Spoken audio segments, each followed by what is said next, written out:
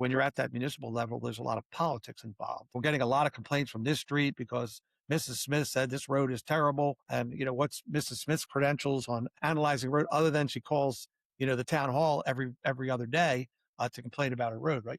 Welcome to the AEC Growthcast from PSMJ Resources, hosted by President Gregory Hart. This no theory, no fluff episode shares real takeaways from the top AEC experts who know what works in today's competitive market.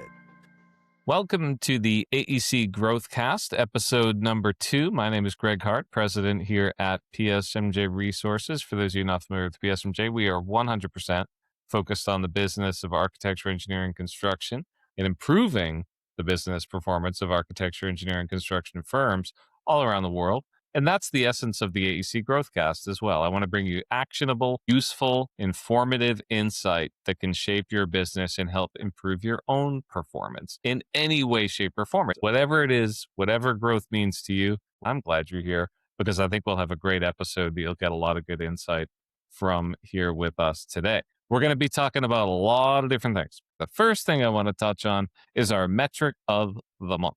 Metric of the month is always going to be a statistic, a data point, some sort of number that I think has some impact in some way, shape, or form. Today, we're going to be talking about a metric that is actually within the industry and more specifically within PSMJ. And that is a data point from our quarterly market forecast. Every quarter since 2003, I want to say, we have been tracking proposal activities. We send a survey out and we basically ask one question, but then ask about it in 11 markets and 60 plus sub-markets, where we just ask this: is proposal activity up or down, however you measure proposal activity, not proposal hit rates, proposal activity, compared to the previous quarters, at up or down. Then we create an index, what we call a net plus minus index. So if everybody says it's up, it's plus 100. If everybody says it's down, it's minus 100. And if it's 50-50 split, the index value would be 0. So anything positive indicates more respondents are saying there's an increase in proposal activity, and the respondents are all executives in AEC firms. So the metric of the month for this episode is 20.1, and that is that net plus minus index overall in the quarterly market forecast that we just produced and are just hot off the presses right now about to release. That was data collected at the end of December and into the beginning of January a little bit.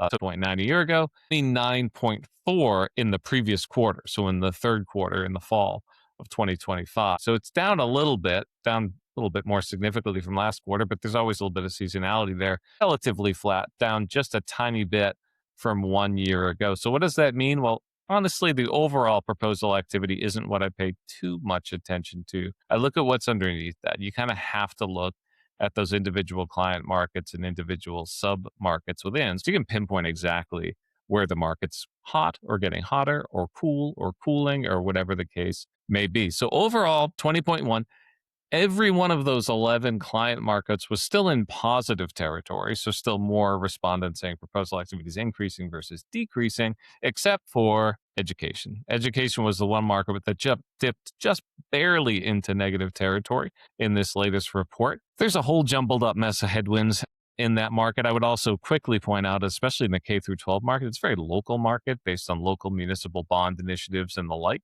But overall proposal activity has dipped. You've got, certainly in the higher ed markets, you've got enrollment trends, you've got federal funding constraints, you've got rising construction costs, immigration constraints, all these things coming together. That's certainly creating a little bit of turbulence in that market. We'll have to watch if that continues to be the case, or if that's sort of a blip and a bounce and it hits right back up again. But right now, education is the only one that's negative. So that means more respondents are saying proposal activity is decreasing. Data centers continue to be quite hot. Those have been hot for some time. Wastewater is actually staying pretty strong as well. Of course, that's a market that's driven a bit more by user fees than anything else. So there's some strength continuing to take place there. Transportation is cooling as we're weaning off of that infrastructure spending that was quite a spend a few years ago. That's starting to go into more construction phase. That continues to show a little bit of a downward trend. Some of the warehouse manufacturing markets also starting to cool a bit as that big push towards domestication and onshore supply chain smoothing, if you will, has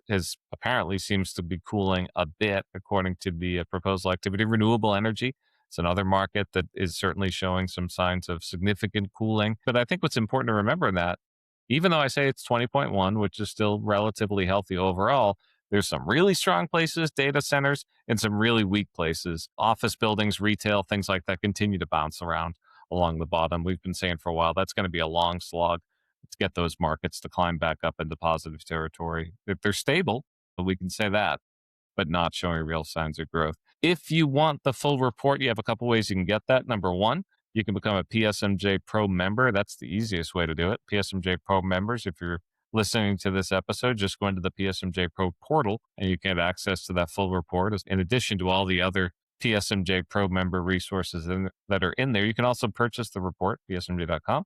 But take a closer look at it. Make any of your strategic decisions based on data, whether it's mergers and acquisitions, whether it is recruiting, whether it's business development, whatever the case may be. Have that data at your side so you're making smart, informed growth decisions. With that, I want to get into our discussion with Mr. Viscuso. Joe has been in and around the industry for quite some time. He is a wealth of knowledge, not just when it comes to the business and management of AEC firms, what he does all day long. He's also been a bit of a frontline kind of forward thinker on tech and innovation. He and I have been having conversations about tech and AI for quite some time before we even really understood what AI was. You could argue maybe we still don't totally understand what it is, but Joe is just a great person to get some inside perspective from. And I wanted to have a conversation with him about innovation and tech strategy and all things related to that. So let's jump into our conversation with Joe.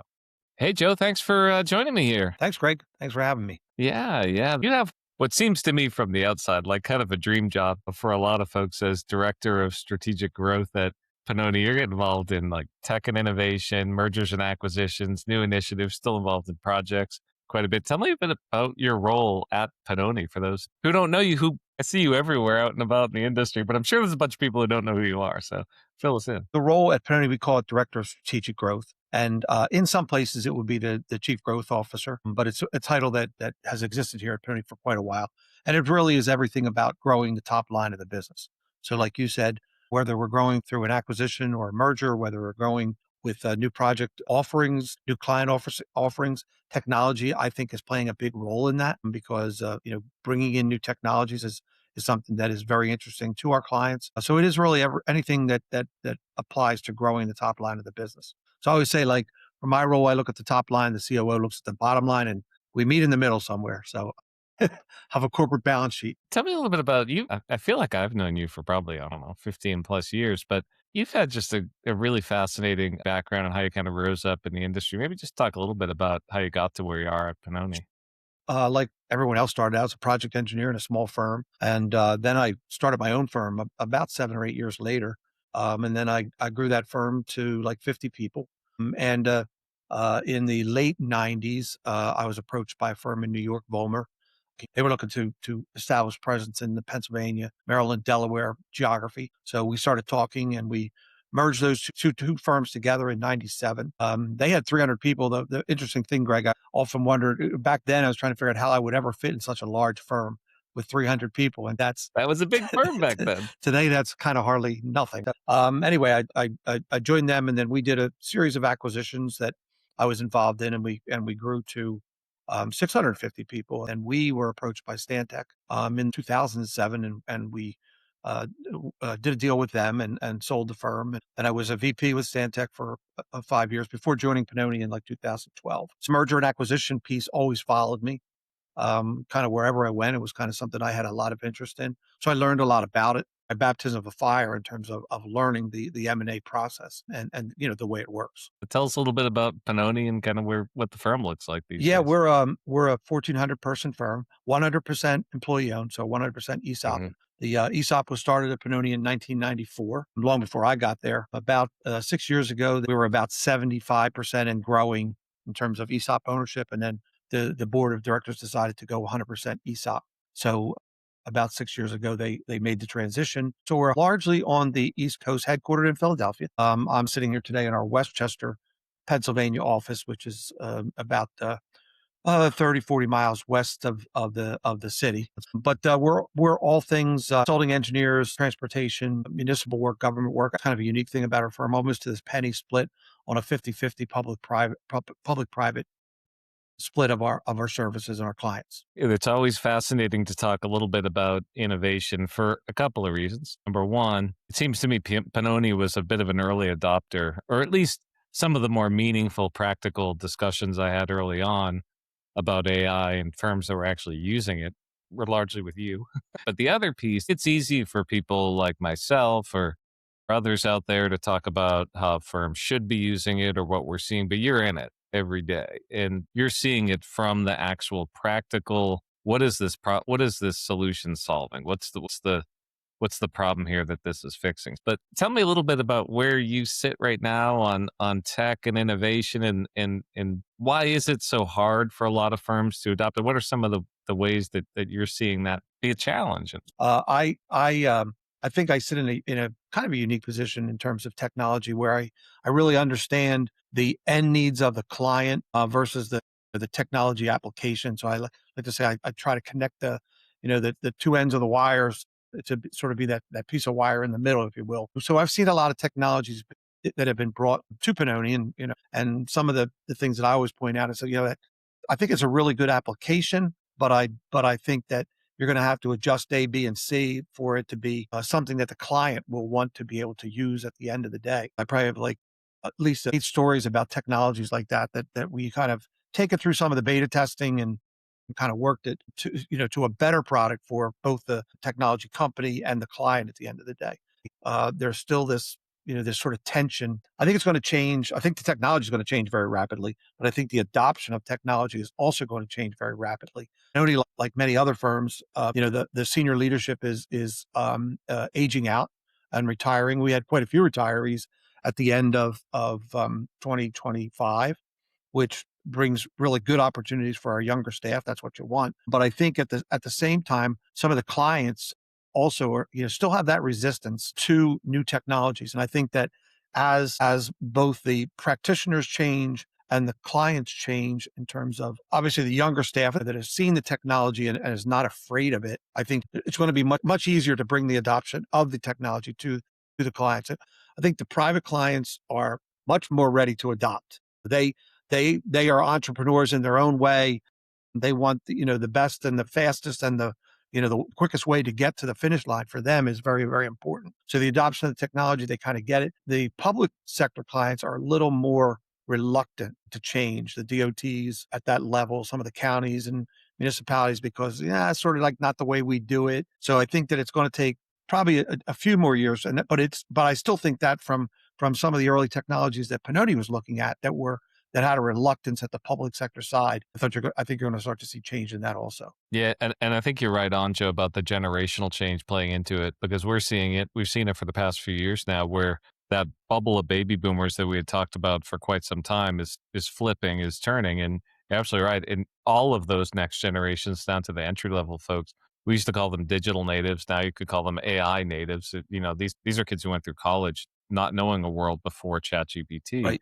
Are starting to come online. Right. So I could see that where the pace, while it's been frustrating for some, I think that it's been kind of slow adoption. It's gonna pick up pretty quickly. I really like the argument too that you've got to kind of start with what's a problem that you want to solve. What is it, and not only a problem necessarily within Pennoni, but that a client is trying to solve, public or private, and back up from there. It does seem like we're in the little bit of the Hewlett and Packard in the garage kind of phase right now, where there's a lot of stuff out there. Some will make it, some won't. There'll be some consolidation, but there is still a lot of stuff everywhere you look at the tools, technologies, and you can get caught up in it. I'm sure you and Marcus probably are trying to constantly sort out what you should chase and what you shouldn't. Yeah, and I think the one thing to remember too is, Pennoni has, an MO, right? Every firm does. Our clients are particular to what we provide as services and the expectations. And so all technologies won't fit every firm because they won't fit every client. So I think that's also an important aspect to remember is that, our digital journey might be different than somebody else's digital journey because we need ABC. This is what our clients are looking for versus another firm might be. If if all you do is structural work, now we do structural work, but if all you do is structural work, then there's going to use those technologies to your best advantage. And I think you're going to advance those technologies quicker in that type of firm. So I think that you really have to look at the type of firm, the size of the firm, the type of clients to really make sure you're putting the the right X's in the right box. Sure. What are some other things, some other ways that you look at things to kind of say, look, that might be height, that might be noise. This one could be transformational. Yeah, I mean, I don't want to say it's a gut feeling because it is more than that. But like I said, I've seen a couple of them that just right from the start that they're going to make sense. That this is something that it is going to be transformational in sort of what we do. The story about the one that with the AI that we use for road analytics. It's a good example because again, it's a technology that the DOTs haven't grasped onto yet, but the municipal and the county clients who are trying to do the most that they possibly can with limited tax dollars. So they're looking for solutions like that. In the past, the way to do, asphalt or pavement analysis was basically visual. And it was a very sort of subjective type of analysis. We'd send out, teams to the east, west, north, and south part of a town, and we'd look at the roads and we come back and compare notes. But the problem is it's very subjective. The way you see a crack in the asphalt is different than the way I see the crack in the asphalt. So you may take a tougher look and I may take an easier look, but again, very subjective and very hard to explain to the client why certain roads were selected. When you're at that municipal level, there's a lot of politics involved. Where does the mayor's sister's brother live? We're getting a lot of complaints from this street because Mrs. Smith said this road is terrible. And, what's Mrs. Smith's credentials on analyzing road other than she calls, the town hall every other day to complain about a road, right? We started to look at this technology, I guess about 8 years ago, and there are now a couple companies that are in that space. But we started to look at this company where you literally, mount a video camera or a LiDAR unit to a vehicle. You drive the streets. It's done by one person. You drive the streets. That the video is run through the algorithms that the company has. Out of that comes what I call a heat map, and it puts the conditions of the road from dark red being the worst to dark green being the best, and puts them in 5 different categories. And now it's very objective.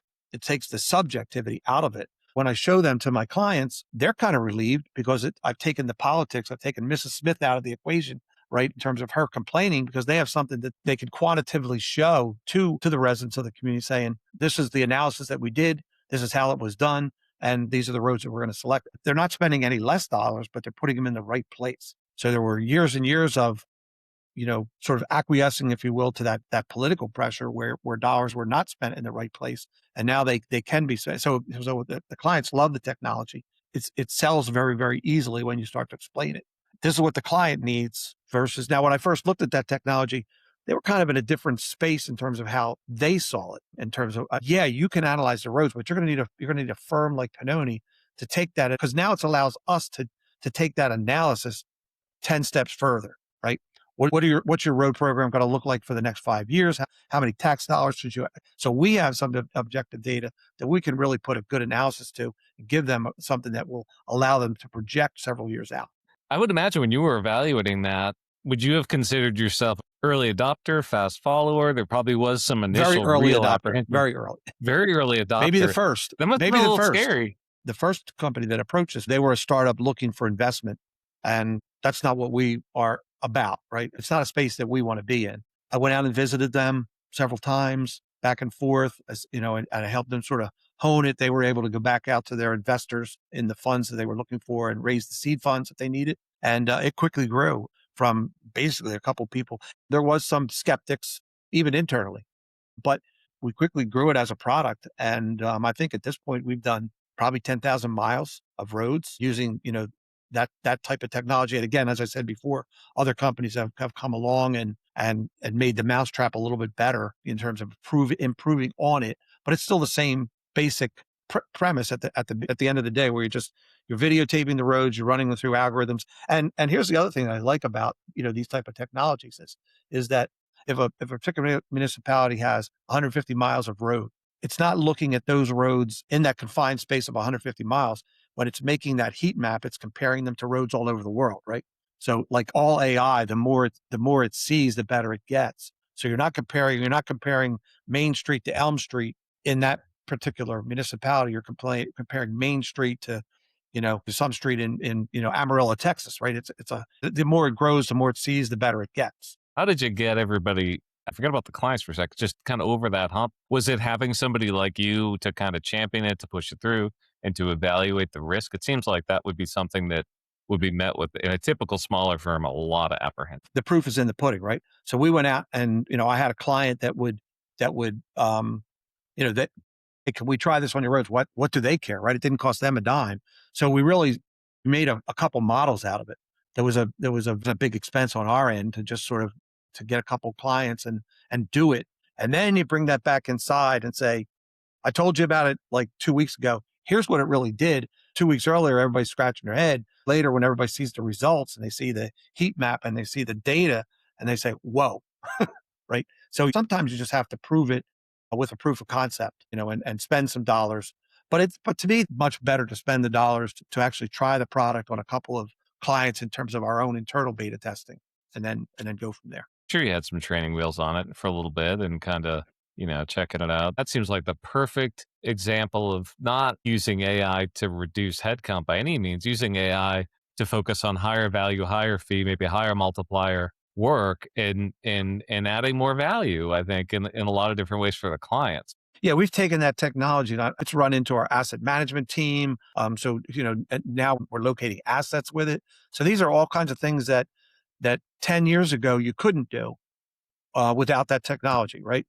Because the technology has been taught. The AI knows what a park bench is versus a street light versus a stop sign, right? So now as you're gathering the street data, you're also gathering all of these other inlets and manholes, and now you're really have blown out in terms of what value you're bringing to the client. Because again, 10 or 15 years ago, you would have had to either go out and survey and locate all that stuff, which was, you just couldn't do it. It was too costly for a small municipality to be able to afford it versus another way to gather the data. Now, once I've got the data, I can do all kinds of things for my client. Let's talk a little bit kind of the future of the industry and kind of where you see things going. How you'd kind of rank the overall adoption and appetite towards innovation and tech right now, and kind of where you see it going over the next 5 or 10 years. Well, the one thing you said, data, right? We know that everybody's heard it. The data is the new gold. And I think that we are one industry as a whole that hasn't figured out a way to monetize our data yet. Right? I mean, if you look at obviously the Googles of the world and the Amazon, I mean, they're taking data and they're just using it, reusing it 1,000 times and monetizing it every time they do that, right? As an industry, we haven't figured out how to do that yet. So when the firms that figure that out, I think that's a new frontier. We as an industry have the data that we collect is unbelievable, right? Unbelievable amounts of data on a project. And so to be able to monetize that data and use it several times over for beyond even the initial client that you gathered the data for, I think that there's going to be an appetite for that. And the other thing that I think is that we haven't, I think we're getting into it now. And I think that predictive analytics, taking the data that you have inside of your CRM system and, and kind of predicting what might happen versus just sort of becoming reactive to the data, but very proactive to the data. So I think there's a couple ways there that I think you're going to see a lot of change in the industry going forward. I think for some folks, it's a pretty scary time in the industry because there is a lot of change happening or coming down the pike. But that's the sort of stuff that could just yield explosive growth. We have complained for years that it's really hard to find talent and to find people. And it seems to me we're at that tipping point of decoupling value in people. You're not selling hours. You're not necessarily selling time. You're getting into a much different value proposition model, which I think is exciting, not just for shareholders and principals, but also individuals just coming into the industry. And in fact, I think makes it more exciting for folks who might consider coming into the industry or studying architecture or engineering, that there is a lot of cool stuff going on. You agree with that? I think that again, going back to the sort of the old way that we do things versus what I see the future. And I know you guys at PSMJ have talked about this. Frank talks about it all the time, but we do have to get out of the selling our hours kind of business, right? It's really more about value proposition and again, the ability to bring more holistic approaches and then charging on the value. It's tough in our business because even just the technology we just talked about, as these technologies become, there'll always be a firm that will say, well, I can do it, cheaper and faster. In some ways, we're our own worst enemies. But I think that I think our clients are looking for bigger, more holistic solutions than just sort of the, give me this for, 5 hours at $200 an hour. They really want to see a more holistic approach to, they're looking at, all kinds of things that bring value to them. How do I save energy? How do I save time? how do I save tax dollars? There's just all kinds of things that come into play. And we as an industry, I think, have to transform ourselves out of that hourly charge kind of mentality. We've been saying that model is on borrowed time, but the stuff that we just talked about in the past 15 minutes, I think is proof positive of that. If you're charging by the hour and you're doing it quicker, then it's self-defeating, right? Yeah. So there has to be a bigger value proposition. If we were to take all of the ENR 500 and put them in one kind of composite investment fund, and you own that fund, but would you say 2026 is going to be a buy, hold, or sell moment? I would think it would be a buy. Yeah, if I could put them into a composite fund, if I had to break it down by sector, geography, whatever, I probably would have some, not reservations, but I would pick the geography or I would pick the sector. But I think if it was one composite, I think it's an exciting time to be in this business. I taught as an adjunct for 15 years, and I know I told my students all the time, I said, it's the industry that you're entering into is going to be, I can't sit here and tell you what it's going to look like in 5 years or 10 years, but it's going to look different than what we're talking about today.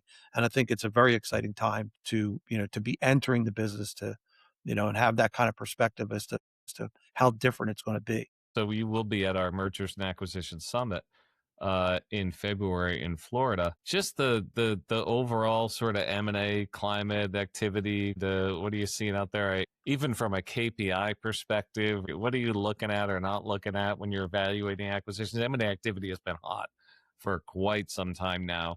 I think there probably is still a little bit of froth in that market, but what's your take on overall M&A activity? And are you doing anything differently maybe to look at different KPIs and targets right now? If I had to pick a word, it's competitive, right? It's very competitive. Yeah. Every opportunity we see is, it's not just Pennoni. You're one of 5, 10, 15 suitors after the target. So it is still very, very competitive. We haven't seen any slowdown in that.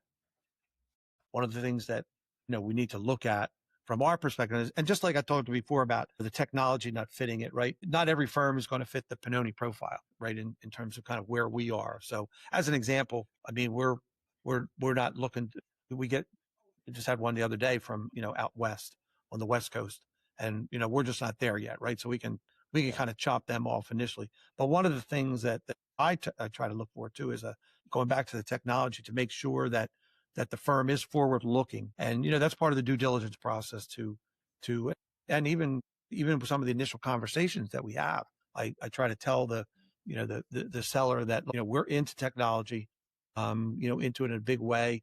And when I start to talk about some of the stuff that we're doing for project delivery, I get a lot of glassy eyed looks back. So I know the smaller firms aren't there yet in terms of that. But again, from our position as a potential buyer, I try to interest them on the fact that, we're going to take your staff to a different level in technology, and that should be a positive. I want to make sure the firm has at least some forward-looking look, and they're understanding to technology. They're not adverse to it. That they see an excitement there, like we see an excitement for bringing the technology to their staff also. So I think that's very important. I looked at a firm in Boston about, probably was 6, 7, 8 years ago, and I kind of walked in the front door, and there were 3 owners that were like over 75, and they had their bags packed at the front door, and and there were drafting boards in there. And I said, this will never fit our culture, right? It just, I only had to walk in the front door to get that feeling. So a lot of times it is a gut feeling, right away. Joe, thanks so much for joining me here. Welcome, Greg. I enjoyed the conversation. Looking forward to Florida and sunnier weather. It's going to be a great event. You got it. As well. All right. What a conversation with Joe. What an insightful individual with a lot of great perspective on tech, innovation, business models, the firm of the future, all that kind of stuff. Hope you enjoyed it. I certainly did. Okay, we're going to move on now to our 5-minute fix. One of our PSMJ Pro members submits a question on the PSMJ Pro member portal, and we answer those questions here in the podcast. So this episode, we are talking business development.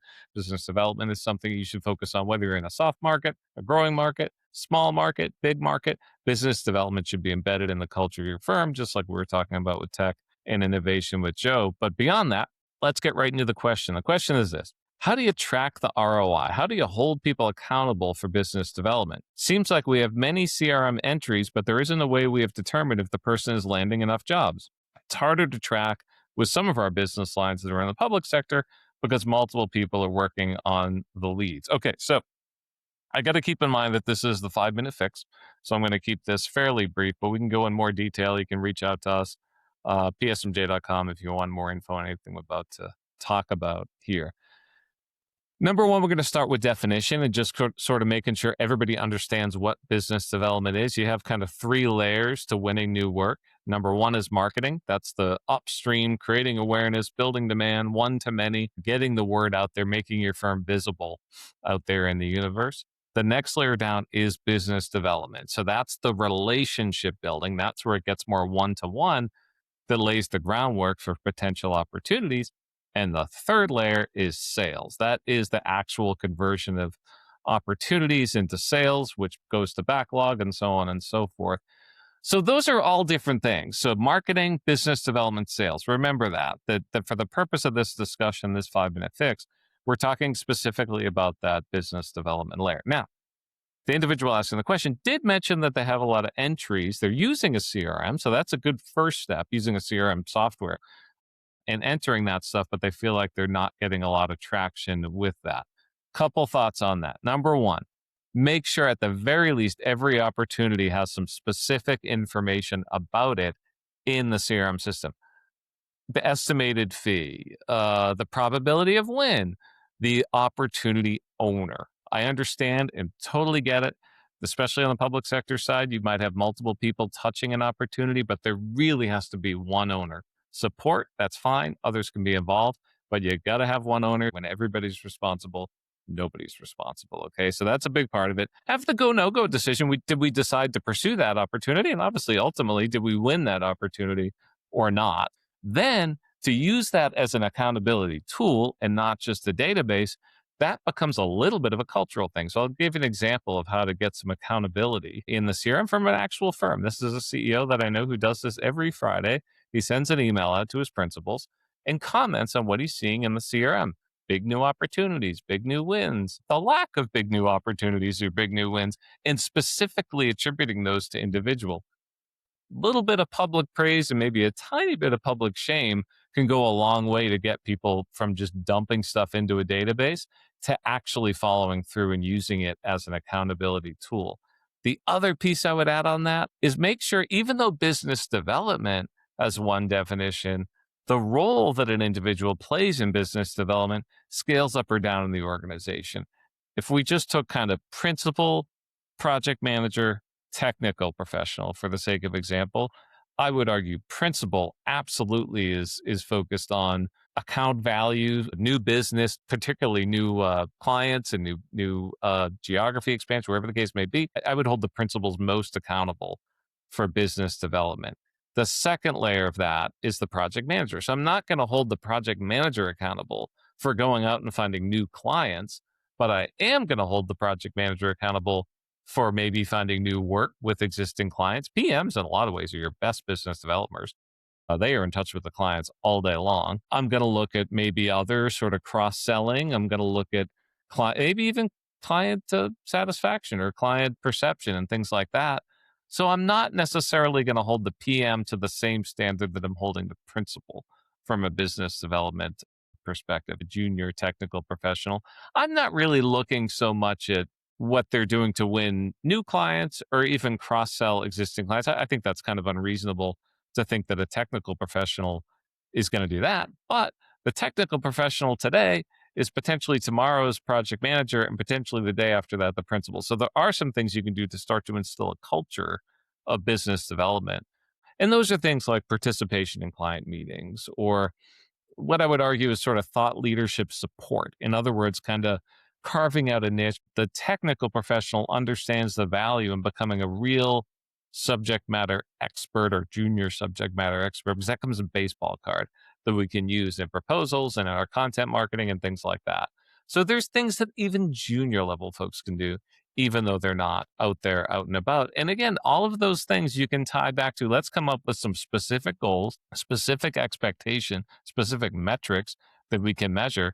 And as you're tracking those in your CRM and then doing what I mentioned, where you're sort of reporting out at the executive level on what's happening, you'll see a big difference and a big uptick in the accountability. A lot more we could go into on that, but I hope that's a quick overview and gives you some actionable takeaways on getting more accountability for business development. I want to move on now to something totally different, and that is our book of the month segment. And I want to give you the key takeaways or what I thought was useful and relatable to our industry. So the one I wanted to talk about today was one that I think has been one of my favorites from a business management perspective, because it does have some direct correlation to our industry. And the book is called The Company We Keep by a fellow named John Abrams, who had a firm, a company that still exists today, called South Mountain Company, a design build firm out in Martha's Vineyard. Now, John had decided not long after he had started the firm, he started thinking about transition and creating a legacy. And he started thinking about a lot of the things that you were all probably thinking about. What comes next? And what does this mean? And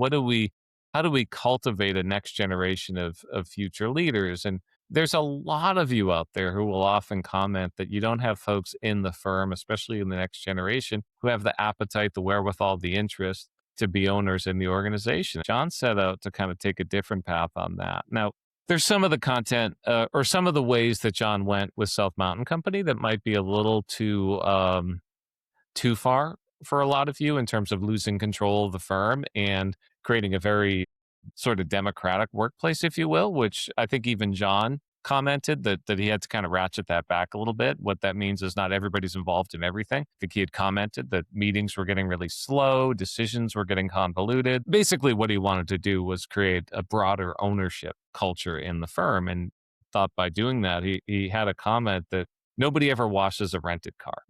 And his argument behind that was when people own something, they take better care of it. So he thought that should apply to the firm as well. So we want to get a broader ownership culture in the organization. And how do we do that? It is direct ownership. He almost kind of created sort of a cooperative, if you will, which is, we won't get into the details of that.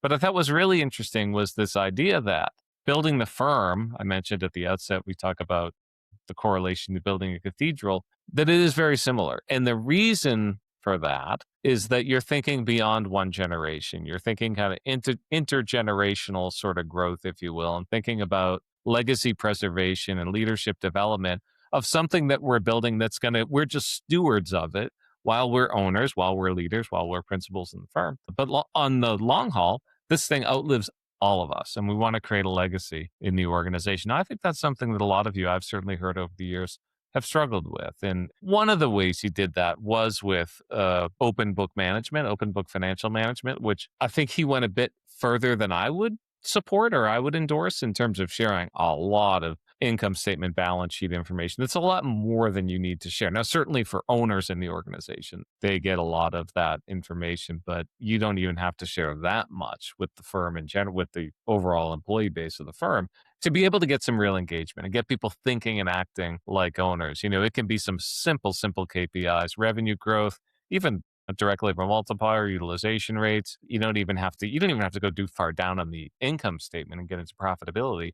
Just give people a sense of where we're going. For a lot of firms as of late, things have been good and there hasn't been that much concern about financial performance. But when things are bad, people want to know what's going on and what are we doing? What are the actions? What are we doing differently to fix any issues that might exist with the firm's financial operating performance? A couple of other things that I thought were interesting in the company that we keep. He really argues that financial performance is certainly one metric, certainly a very critical metric of a firm's overall health, but also looked at things like employee well-being. Now, we often talk about that in the context specifically of employee engagement. Employee engagement is not employee satisfaction necessarily. It's are they doing the right things even when nobody is looking? That's a real measure of employee engagement. But anyway, John made the argument that all kind of ties into kind of financial performance and creating the cathedral of the organization that really outlives everybody else. Succession is not a point in time with that cathedral model. Succession is this ongoing thing. You don't have an ownership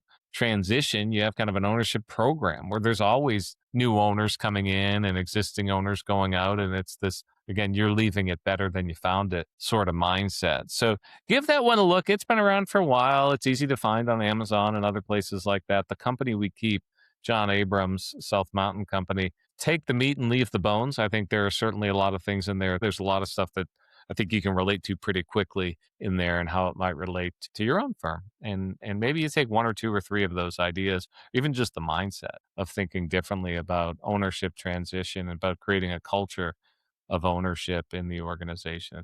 It's an interesting read. I hope some of those relate to you. Hope you enjoyed this episode. If you did, be sure to share, like, subscribe, all those sorts of things so we can keep getting the AEC Growthcast out there. PSMJ Pro members, don't forget quarterly market forecast report. You can find that in the Pro member portal, as well as submit your questions, and we'll try to answer those on future episodes of the AEC Growthcast. That's it. That's all we get for today. Thanks, everybody.